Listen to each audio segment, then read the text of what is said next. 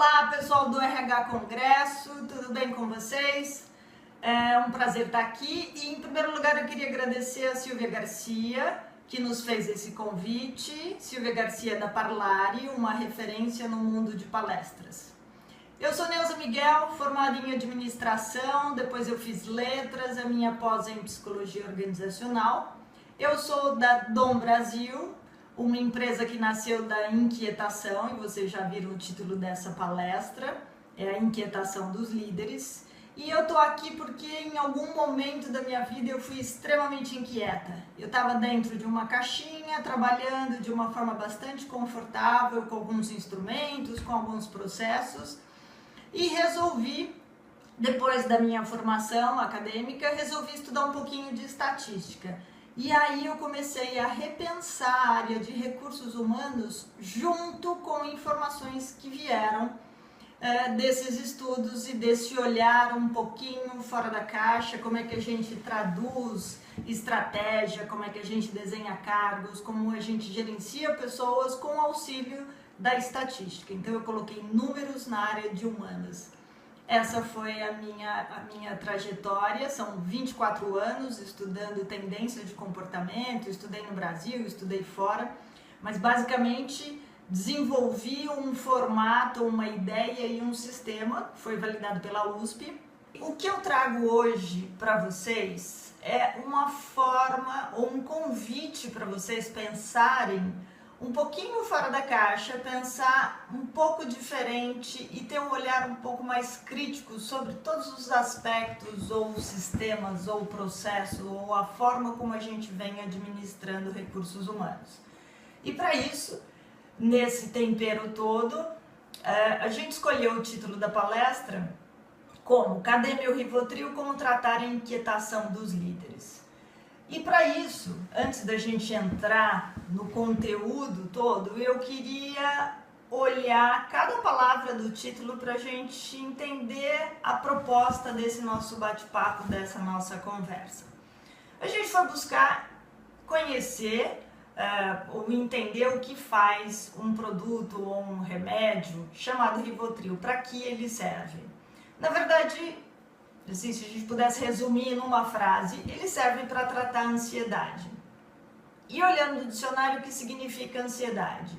A gente encontrou o seguinte: ansiedade é uma reação normal diante de situações novas ou situações de dúvida nas quais a gente tem que decidir alguma coisa, especialmente em situações de risco. E a gente sabe que toda vez que a gente tenta conter alguns movimentos para administrar a nossa ansiedade, a gente acaba tendo alguns efeitos colaterais, vamos chamar assim, efeitos colaterais, né? Nossa proposta não é estudar o Rivotril aqui, e sim entender um pouco mais sobre líderes e sobre essa tal da inquietação dos líderes. E ainda no dicionário, buscando algumas definições, uma que eu gostei muito é que inquietação é a falta de satisfação intelectual. Ora, se eu tenho falta de satisfação, eu não estou satisfeita. Se é intelectual, isso me remete a pensar um pouco mais sobre qualquer aspecto e na verdade hoje a gente está aqui discutindo novamente a posição do líder. O antônimo de inquietação é sossego e tranquilidade, é tudo que a gente não tem no dia a dia e o que a gente não quer na verdade. Qual é o papel do líder? Por que esse tempero da inquietação é tão importante? Porque nos faz pensar, nos faz evoluir, nos faz rever alguns conceitos. Basicamente, o papel do líder é mostrar pra gente qual é o norte, quais são as metas que a gente deve atingir, qual é a proposta macro da nossa companhia. Então, dentro desse contexto de que é bom ter líderes inquietos, essa inquietação intelectual, ela é interessante, vamos falar agora um pouquinho de norte. E para pensar sobre norte, a gente vai estruturar não tudo que o líder faz, não todos os aspectos inerentes à atuação dele na organização, mas quase tudo.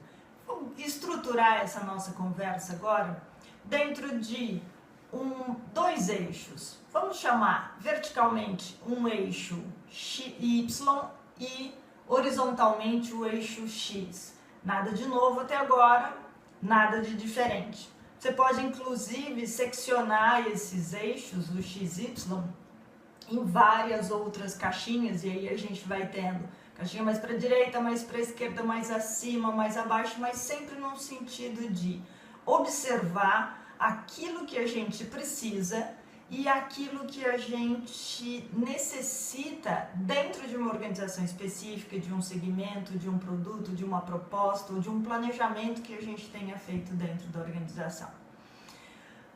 A primeira questão é, quando a gente trata eixo X e Y, vamos separar, vamos colocar tudo que tem a ver ou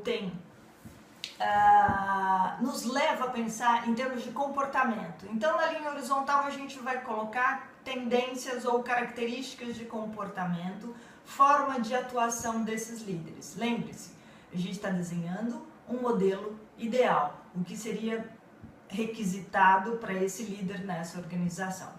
Então, eixo X, comportamento. E aí a gente já começa a repensar um pouco o que a gente tem feito nesses 24 anos, pelo menos é o que eu posso dizer, de mercado brasileiro. A gente fez o quê? A gente pegou algumas tendências de comportamento e colocou tudo numa mesma caixinha. Por quê? É a chamada afinidade. Realmente, algumas características, elas se parecem, mas a proposta é a gente começar a olhar fora daquilo que é parecido. Por exemplo, liderança e empreendedorismo. Quem já viu um grande líder não empreender? Ou um grande empreendedor ter certa dificuldade para liderar a sua equipe? Vamos olhar uma outra caixinha, outras características de comportamento. A tal da comunicação e persuasão. O quanto eu convenço o outro a trocar de ideia, trocar de caminho, aceitar uma proposta nova, aceitar uma mudança, que é o que a gente chama de argumentação. O quanto eu falo é uma vertente, é uma ideia, é uma tendência de comportamento.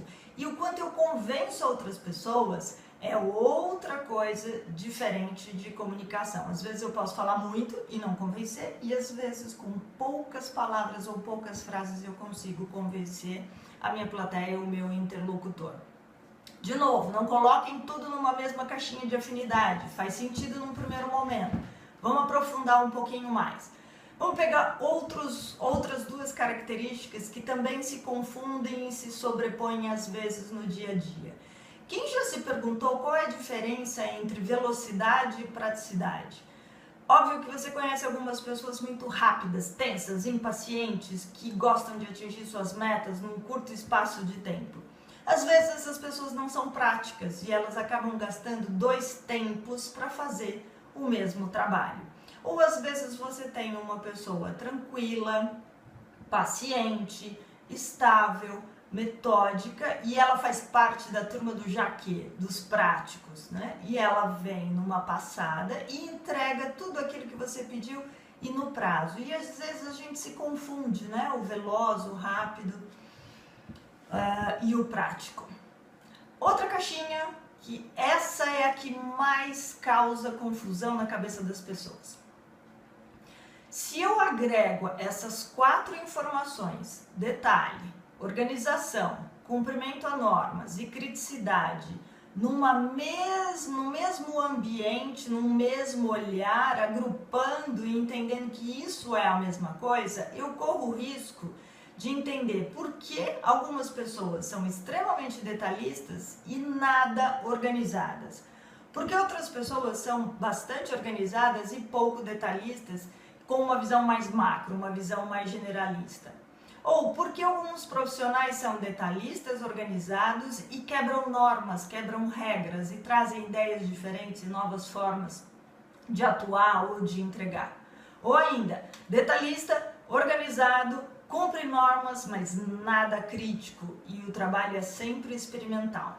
Veja, o risco da gente colocar algumas características de comportamento em 4 vertentes apenas: liderança, forma de comunicação, velocidade e detalhe, faz com que a gente corra o risco de enxergar essas nuances entre liderança, empreendedorismo, comunicação, argumentação, detalhe, organização, cumprimento a normas e criticidade. Então a proposta aqui hoje é trocar ideias com vocês todos, para que vocês repensem a forma como a gente está agrupando algumas características de comportamento.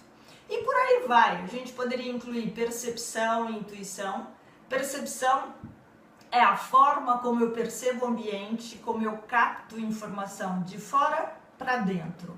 Eu ouvi uma palestra, eu li um jornal, eu assisti uma entrevista, eu ouvi um professor dissertando sobre algum assunto, é de fora para dentro, ou até com dado histórico. Intuição é aquele momento em que a gente acha que o caminho é para a direita, mas a gente não tem certeza, ou não tem informação, ainda faltam dados para a nossa planilha Excel. São duas vertentes diferentes, principalmente se a gente considerar que para eu ter percepção e intuição eu preciso de um certo nível de energia, ou seja, capacidade de percepção, de estar alerta, de estar atento a tudo que está acontecendo à minha volta. Veja, o quanto eu capto do ambiente não é uma única tendência de comportamento. Eu posso captar pela percepção, pela intuição, e para isso eu preciso ter também um certo nível de energia. Bom, a gente está falando de comportamento? A gente está falando de tendências de comportamento? Sim, mas não tendências de comportamentos confinadas em 4 características, ou 4 vertentes, ou 4 cestas de afinidades. A primeira proposta aqui é a gente expandir isso e começar a separar o que é um item, o que é outro, e quanto um interfere no outro. Por quê? Olhando sobre esse aspecto, né? Comportamentos, tendo uma cesta mais abrangente. Porque a gente tem níveis de todos esses comportamentos. Eu posso ter 1 de velocidade e 5 de praticidade, ou o oposto. Eu posso ter 5 de velocidade e 1 de praticidade.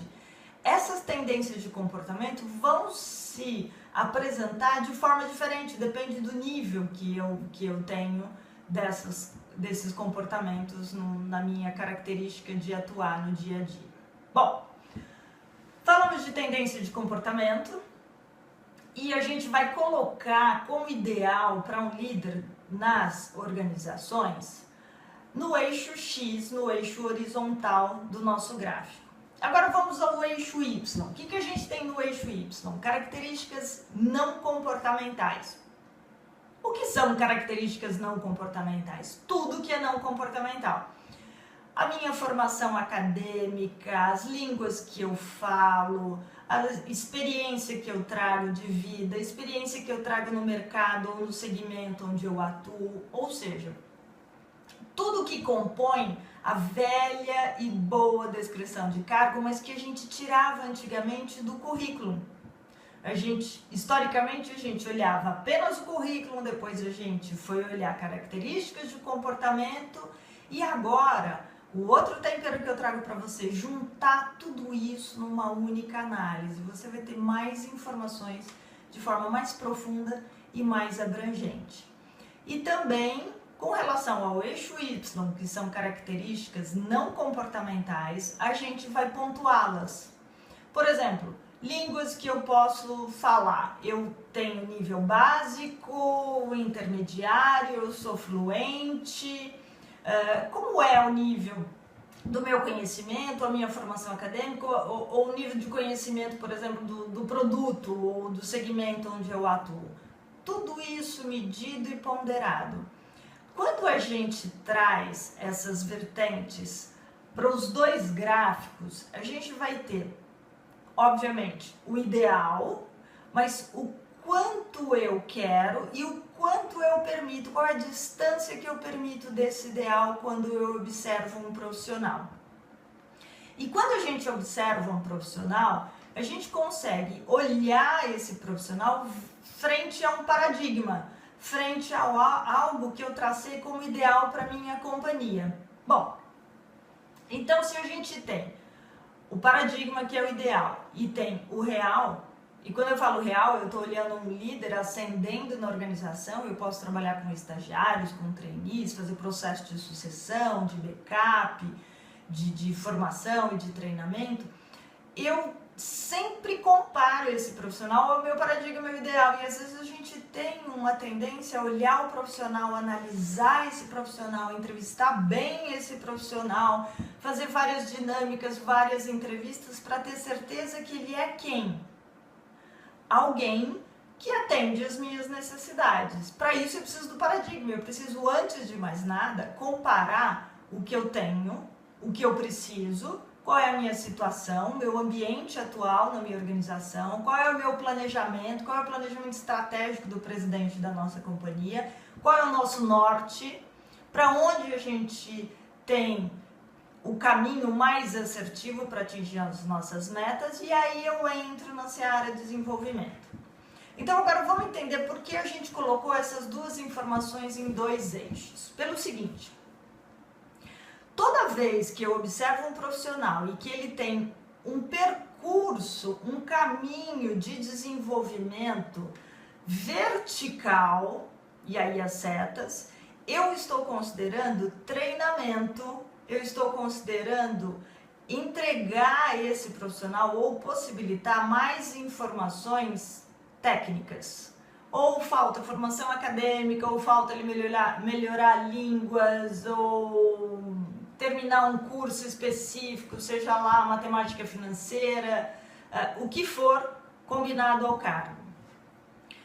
Quando eu olho esse profissional na vertente horizontal, e aí eu estou falando do eixo X, eu tenho informações que vão necessitar gerenciamento.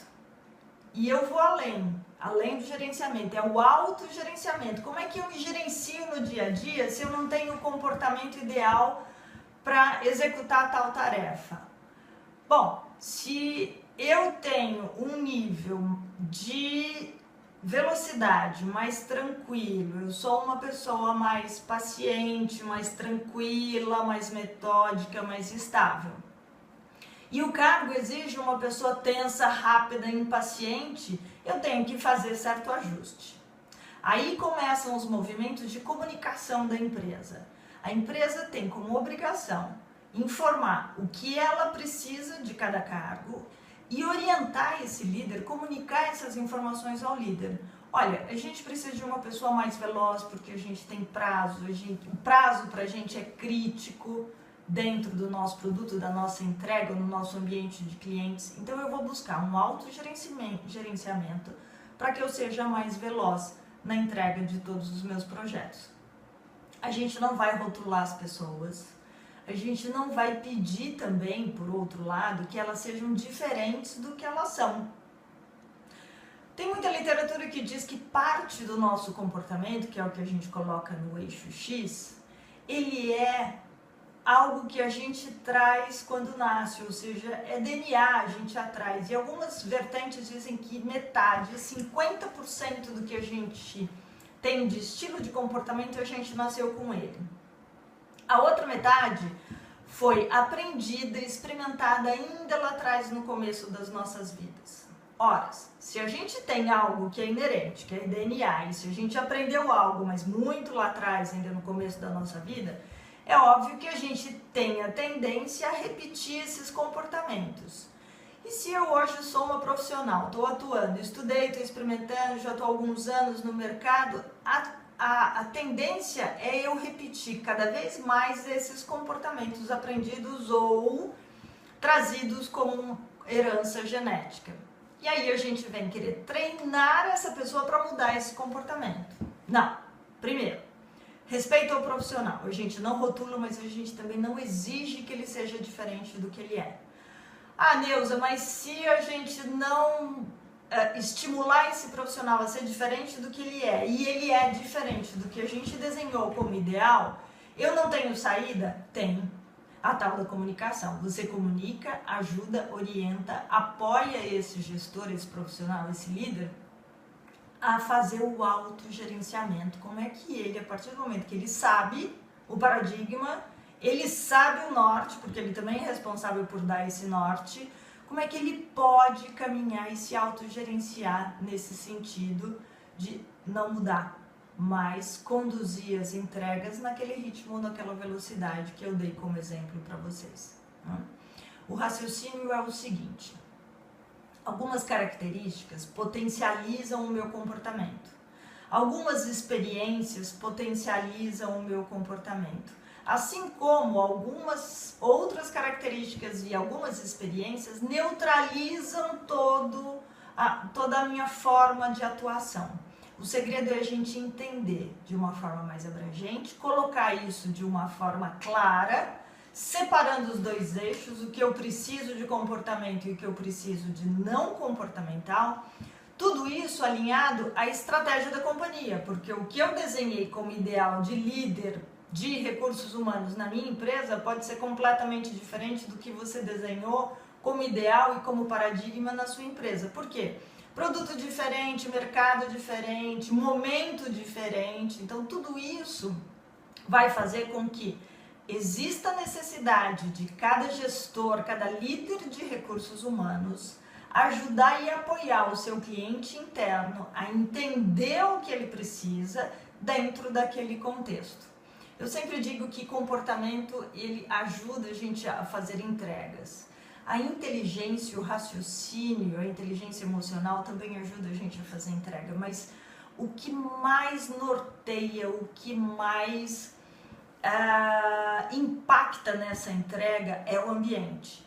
E ambiente, eu estou me referindo ao ambiente passado, da onde eu vim, quais são os meus valores, o que eu já experimentei na vida, o meu ambiente atual, onde eu estou inserido neste momento, qual é o contexto, qual é a minha organização, qual é a cultura da organização onde eu atuo e especialmente qual é o ambiente futuro que eu trato para mim, que eu traço para mim, qual é a minha trajetória profissional, quais são os meus alvos, quais são as minhas metas pessoais e profissionais. Então eu digo que o ambiente ele tem um impacto muito maior do que o comportamento, mas aqui a gente ajuda a tratar esse comportamento. O que eu quero dizer com o ambiente? Qual é a tua empresa? O que você quer? Quais as estratégias? Quais são os territórios de ataque deste momento da tua empresa para atingir todos os objetivos? Atrelado à estratégia, a gente volta a especificar um pouco mais. Quais são as metas que esse líder tem que atingir? E aí eu vou apoiar este líder. Vou apoiar através de programas de desenvolvimento individual, através de treinamento, através de coaching para ele buscar o autogerenciamento, não importa. Primeiro eu desenho o que eu quero como ideal, depois eu observo este profissional, percebo quão próximo ou distante ele está deste meu ideal e começo a fazer todo um trabalho de desenvolvimento para que ele, entendendo o que eu preciso, trague essa atuação, esse estilo de atuação para o dia a dia rumo às metas. E veja, depois vem a avaliação de desempenho. Eu vou voltar a tela um pouquinho pelo seguinte. Reparem uma coisa, olha, PDI e AD, plano de desenvolvimento individual e avaliação de desempenho. O que tem de novo aqui, Neuza? Você não falou que você ia trazer um raciocínio diferenciado para a gente pensar mais, para a gente ser mais crítico, para a gente repensar nosso dia a dia? Exatamente isso. Olha, o que significa? É a gente inverter a linha do tempo. A gente pegou um processo que normalmente vinha avaliação de desempenho, vamos olhar o passado, vamos olhar o que você já performou, o que você já fez, se você atingiu ou não atingiu, e daqui para frente traçar o que você precisa, o que você precisaria para atingir as metas. Precisaria, já foi, a gente já atuou, a gente já entregou, bem ou mal, a gente já entregou. Então, ó, vou voltar, hein? Primeiro PDI, depois avaliação de desempenho. A avaliação de desempenho passa a ser algo meio como consequência, porque se eu já sei o que você precisa, de novo, eu já sei o que você precisa, eu sei onde eu estou, eu sei o que eu preciso fazer para chegar mais próximo do estilo de comportamento e do aspecto técnico que você precisa na companhia. Eu sei que eu preciso aprender, desenvolver e gerenciar. Já está claro para mim quais as metas que eu tenho que atingir. Tudo isso foi uma tradução da estratégia da empresa. Avaliação de desempenho automática. E é óbvio que depois disso é correr para o abraço, né? Depois a gente amarra todo esse trabalho em premiação. Aí entra cargos de salários, bonificação, premiação. Mas assim, a proposta é a gente inverter. Mas nunca inverter sem saber o que a gente precisa. Então uma coisa está amarrada à outra. Pode parecer sistêmico, mas ele tem um jeitão bem linear. Paradigma, pessoas, apoio. Aí eu permito que elas caminhem rumo ao atingimento das metas e depois eu premio. Essa proposta que eu tinha para fazer para vocês, e se você me perguntar, mas eu posso fazer isso para um líder e eu devo fazer isso para a empresa inteira? Sim, esse mesmo raciocínio, paradigma, o olhar das pessoas e apoiá-las no gerenciamento, sim, você pode fazer isso com a equipe inteira. E conforme você vai desenhando o teu paradigma, você vai vendo se você tem gargalos, se o profissional que você desenhou aqui embaixo, o estilo desse profissional é o mesmo que você precisa aqui em cima, se você não terá sucessores, se você terá maior dificuldade para formar os seus backups, os próximos na linha de gestão, isso tudo você consegue enxergar quando você trabalha as equipes e todos os cargos da organização, né? Bom, vamos resumir tudo isso que a gente falou para a gente não ficar solto sem fechar o nosso raciocínio? Legal, vamos lá. Primeira coisa, pensar fora da caixa. Esquecer essa história de 4 tendências de característica de comportamento e buscar maior abrangência e maior profundidade. Segunda coisa, considerar não só tendência de comportamento, mas como tendências não comportamentais. A gente já faz isso, mas na mesma história, no mesmo ambiente, com a mesma estratégia, tudo isso interligado, medido, ponderado, pesado para saber o que é mais ou o que é menos crítico, ok? Desenhando seu paradigma, olhando as pessoas, eu queria que você pensasse no seguinte: analise os profissionais que você tem e avalie o desempenho. Todo mundo pode fazer tudo, desde que tenha comunicado e tenha bem claro qual é o norte, ok? Bom, tá aí a minha proposta de você colocar um pouco mais de tempero na forma de gestão dos líderes, esquecendo o tal do Rivotril. E se você precisar de ajuda, você pode ligar, a gente está à sua disposição para a gente continuar esse bate-papo. Se você quiser escrever, a gente vai conversando. Muito obrigada a todos vocês, um bom congresso para todo mundo. Obrigada, Silvia, obrigada, Parlari. Um abraço.